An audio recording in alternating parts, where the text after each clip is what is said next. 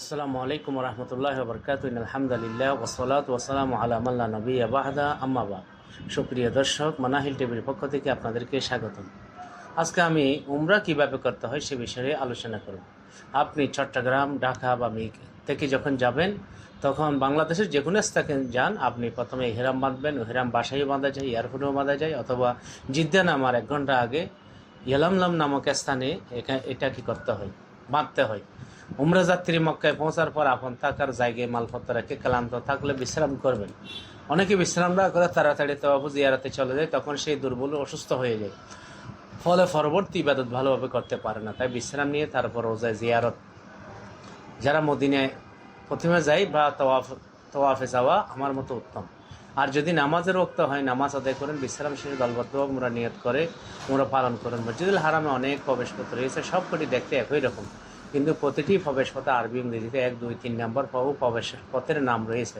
হারামে প্রায় 200 কাছাকাছি গেট রয়েছে। আপনি আগেই ঠিক করবেন কোন প্রবেশ পথ দিয়ে ঢুকবেন বা বের হবেন। সফর সঙ্গীকেও স্থান পরিচয় করিয়ে দিবেন। কেউ যদি ভেতরে হারিয়েও যান, তাহলে নির্দিষ্ট নম্বরের গেটের সামনে থাকবেন। এতে ভেতরে ভিড়ে হারিয়ে গেলেও নির্দিষ্ট স্থানে এসে সঙ্গীকে খুঁজে পাবেন। কাবা শরীফে জুতা, স্যান্ডেল রাখার ক্ষেত্রে খুব সতর্ক থাকবেন। নির্দিষ্ট স্থানের জুতা রাখবেন, যেখানে সেখানে জুতা রাখলে পরে খুঁজে পাওয়া কঠিন।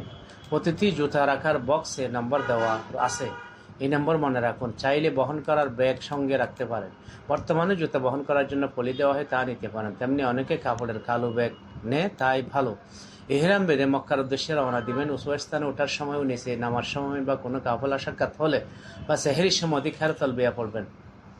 যখন মক্কাতে প্রবেশ করবেন, তখন মসজিদে হারাম দিয়ে শুরু করবেন। রাতেও প্রবেশ করতে পারবেন ও দিনেও প্রবেশ করতে পারবেন। যখন বাইতুল্লাহ শরীফ দেখেন, তখন তাকবীর ও তাহালিল পড়বে ও এই দোয়া পড়বে, আল্লাহু আকবার, আল্লাহু আকবার, আল্লাহুম্মা আনতাস সালাম ওয়া মিনকাস সালাম, হাইয়িনা রাব্বানা বিসসালাম ওয়া আদখিলনা দারুস সালাম, আল্লাহুম্মা জিদ বাইতাকা হাযা তাশরীফান ওয়া মুহাব্বাতা ওয়া তা'যীমা, আল্লাহুম্মা তাকাব্বাল তাওবাতি ওয়া আকিলনি আসরাতি ওয়াগফির লি খতিয়াতি ইয়া হান্নান ইয়া মান্নান। অতঃপর উমরার কাজ শুরু করবেন। ওযুর সাথে উমরার ফরজ তওয়াফ করবেন। মাঝখানে ওযু নষ্ট হলে, যদি 4 চক্করের আগে হয়, নতুনভাবে তওয়াফ করবেন। আর যদি 4 চক্করের পরে হয়, তখন সেখান থেকেই বাকি অংশ তওয়াফ করলে হয়ে যায়। তওয়াফের শুরুতে তলবিয়া পড়া বন্ধ করবেন। তওয়াফ হেঁটে করবেন। উজর থাকলে আরোহণ করে 2 তলা বা 3 তলায় গিয়ে করবেন। উজরবিহীন হেঁটে করলে দম দিতে হবে। হাজার আসওয়াদকে সামনে নিয়ে তার ডান পাশে দাঁড়াবেন। ডান পাশে থাকালে সবুজ বাতিও দেখতে পাবেন। হাজার আসওয়াদে আসবেন, তাকে সামনে নিয়ে হাত তুলে বিসমিল্লাহি আল্লাহু আকবার ওয়ালিল্লাহিল হামদ বলুন। এরপর লা ইলাহা ইল্লাল্লাহু সাল্লাল্লাহু আলাইহি ওয়াসাল্লাম বলুন। তারপর হাত ছেড়ে দিন। হাজার আসওয়াদকে সম্ভব হলে চুমুকান, বা সম্ভব না হলে হাত বা লাঠি দ্বারা স্পর্শ করে হাত বা লাঠিকে চুমুকান।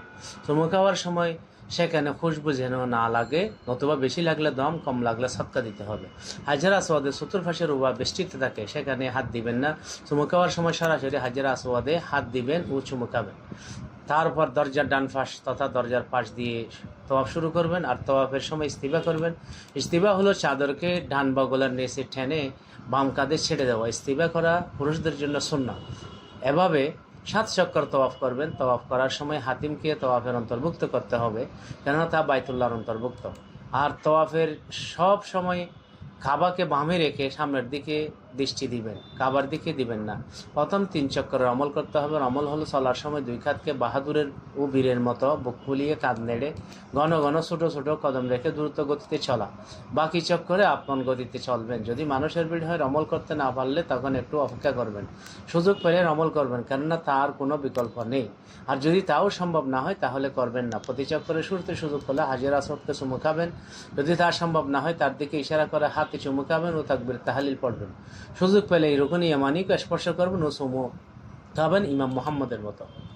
বাকি 2 রুকুনকে চুমুকাবেন না, কেননা তা কাবা শরীফের প্রান্ত নয়। তওয়াফ শেষ করেও হাজির আসওয়াদকে সম্ভব হলে চুমুকাবেন। রুকুন ইয়ামানি থেকে হাজির আসওয়াদের মাঝখানে পড়ুন, রব্বানা আতিনা ফিদ দুনিয়া হাসানা ওয়া ফিল আখিরাতি হাসানা ওয়া কিনা আযাবান নার ওয়া আদখিলনাল জান্নাতা মাআল আবরার ইয়া আজিজ ইয়া গফফার ইয়া রব্বাল আলামিন। অতঃপর হাজির আসওয়াদ পর্যন্ত এসে চক্কর পুরো করুন।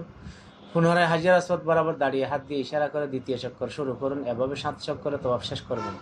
হাতে 7 দানার তসবিহ অথবা গণনা যন্ত্র রাখতে পারেন, তাহলে 7 চক্কর ভুল হবে না। এই সময় মনে যেই দোয়া ও সূরা আয়াত পড়ে তা দিয়ে দোয়া করবেন, কারণ এটি দোয়া কবুলের সময়। তওয়াফ শেষে 2 রাকাত নামাজ পড়ুন। মাকাম ইব্রাহিমের পেছনে বা মসজিদুল হারামের যে কোনো স্থানে তওয়াফের নিয়তে মাকরুর সময় ব্যতীত 2 রাকাত নামাজ পড়ে দোয়া করবেন। এরপরে মন ভরে জমজমের পানি পান করুন। উমরার সাই ওয়াজিব। সাফা পাহাড়ের কিছুটা উপরে উঠে, এখন আর পাহাড় নেই, মেঝেতে মার্বেল পাথর শীতাতাপ নিয়ন্ত্রিত কাবা শরীফের দিকে মুখ করে সাইর নিয়ত করে দোয়ার মতো করে হাত তুলে 3 বার তাকবীর বলে দোয়া করুন। সাইর পূর্ণ বিবরণ হজের সাইতে দ্রষ্টব্য।